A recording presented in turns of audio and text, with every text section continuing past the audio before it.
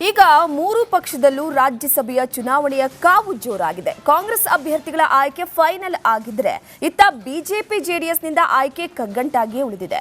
ಸುಮಲತಾ, ಸದಾನಂದಗೌಡ ಮೈತ್ರಿಯಿಂದ ದೇವೇಗೌಡ ಈ ಮೂವರ ಪೈಕಿ ಯಾರು ಅನ್ನೋದೇ ಸದ್ಯಕ್ಕೆ ಕುತೂಹಲ.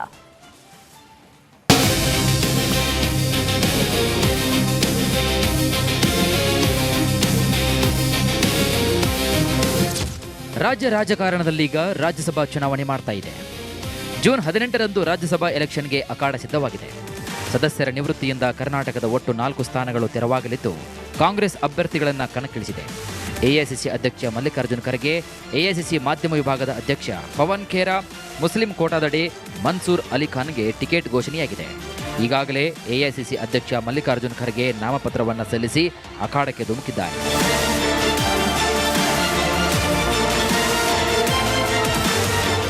ನಮ್ಮ ಅಖಿಲ ಭಾರತ ಕಾಂಗ್ರೆಸ್ ಸಮಿತಿ ವತಿಯಿಂದ ರಾಜ್ಯಸಭೆಗೆ 3 ಜನ, ನಿನ್ನೆ ನಮ್ಮ ಅಖಿಲ ಭಾರತ ಕಾಂಗ್ರೆಸ್ ಸಮಿತಿಯ ಅಧ್ಯಕ್ಷರಾದ ಸನ್ಮಾನ್ಯ ಮಲ್ಲಿಕಾರ್ಜುನ್ ಖರ್ಗೆ ಸಾಹೇಬರು, ಇವತ್ತು ಪವನ್ ಖೇರಾ ಅವರವರು ಮತ್ತು ಮನ್ಸೂರ್ ಅಲಿ ಖಾನ್ ರವರು ರಾಜ್ಯಸಭೆಗೆ ನಾಮಪತ್ರವನ್ನು ಸಲ್ಲಿಸಿದ್ದಾರೆ. ಮೈತ್ರಿಯಲ್ಲಿ ರಾಜ್ಯಸಭಾ ಟಿಕೆಟ್ ಜಟಾಪಟಿ. ಇವಿಎಸ್, ಸುಮಲತಾ, ದೇವೇಗೌಡ ನಡುವೆ ಫೈಟ್. ಕಾಂಗ್ರೆಸ್ ಏನೋ ರಾಜ್ಯಸಭೆಗೆ ಅಭ್ಯರ್ಥಿಗಳನ್ನು ಕಣಕ್ಕಿಳಿಸಿದೆ. ಆದರೆ ಬಿಜೆಪಿ ಜೆಡಿಎಸ್ ಮೈತ್ರಿಯಲ್ಲಿ ರಾಜ್ಯಸಭಾ ಟಿಕೆಟ್ ಜಟಾಪಟಿ ಮುಂದುವರಿತಾನೇ ಇದೆ. ಸಂಖ್ಯಾಬಲದ ಆಧಾರದ ಮೇಲೆ ಸಿಗುವಂತಹ ಒಂದು ಸ್ಥಾನಕ್ಕೆ ಪೈಪೋಟಿ ಜೋರಾಗಿದೆ. 3-4 ನಾಯಕರ ನಡುವೆ ಸಮರ ಶುರುವಾಗಿದೆ. ರಾಜ್ಯಸಭೆ ಸ್ಥಾನಕ್ಕೆ ಬಿಜೆಪಿಯಲ್ಲಿ 3 ಹೆಸರು ಚಾಲ್ತಿಯಲ್ಲಿದೆ. ಮಾಜಿ ಸಿಎಂ ಡಿ.ವಿ. ಸದಾನಂದಗೌಡ ಹಾಗೂ ಮಾಜಿ ಸಂಸದೆ ಸುಮಲತಾ ಅಂಬರೀಶ್ ಹೆಸರು ಮುಂಚೂಣಿಯಲ್ಲಿದೆ. ಇವರ ಜೊತೆಗೆ ಪಕ್ಷದ ನಿಷ್ಠಾವಂತ ಸಂಘಟನಾ ಚತುರ ನಿರ್ಮಲ್ ಕುಮಾರ್ ಸುರಾನ ಹೆಸರು ಕೂಡ ರೇಸ್ನಲ್ಲಿದೆ.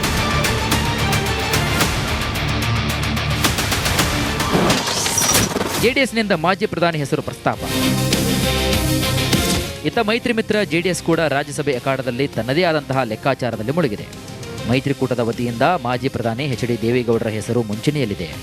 ರಾಜ್ಯ ರಾಜಕಾರಣ ಹಾಗೂ ರಾಷ್ಟ್ರ ರಾಜಕಾರಣದಲ್ಲಿ ದೇವೇಗೌಡರ ಅನುಭವ ಮೈತ್ರಿಕೂಟಕ್ಕೆ ಆನೆ ಬಲವನ್ನು ತರಲಿದೆ ಎಂಬುದು ಜೆಡಿಎಸ್ ನಾಯಕರ ಲೆಕ್ಕಾಚಾರ.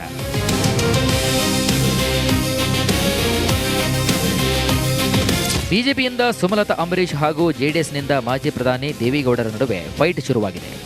ಅಂತಿಮವಾಗಿ ಯಾರಿಗೆ ರಾಜ್ಯಸಭೆ ಟಿಕೆಟ್ ಸಿಗುತ್ತೆ ಅನ್ನೋದು ಕುತೂಹಲವನ್ನು ಮೂಡಿಸಿದೆ. ಆದರೆ ಹೈಕಮಾಂಡ್ ಬೇರೆಯದ್ದೇ ಲೆಕ್ಕಾಚಾರವನ್ನು ಹಾಕಿಕೊಂಡಿದೆ.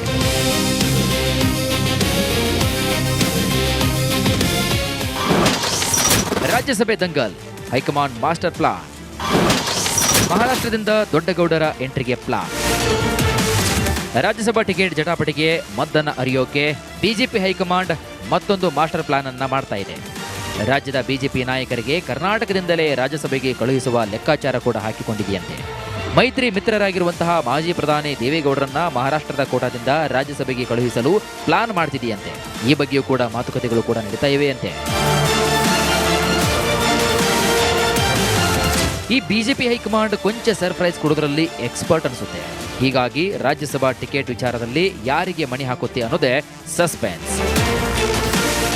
Suresh, political bureau, republic Kannada, Bengaluru.